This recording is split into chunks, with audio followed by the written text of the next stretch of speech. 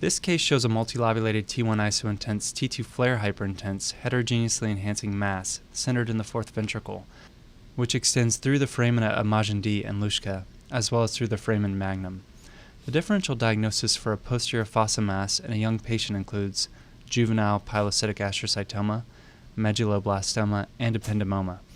The imaging features in this case of a soft, heterogeneous fourth ventricular tumor which squeezes through the foramina are characteristic of an ependymoma, which was subsequently proven on pathology. The B-subtype, which presents in older children and adults, has a better prognosis than the A-subtype, which presents most commonly in infants. Incidentally noted is what appears to be a small pars intermedia cyst of the pituitary on the sagittal post-contrast images.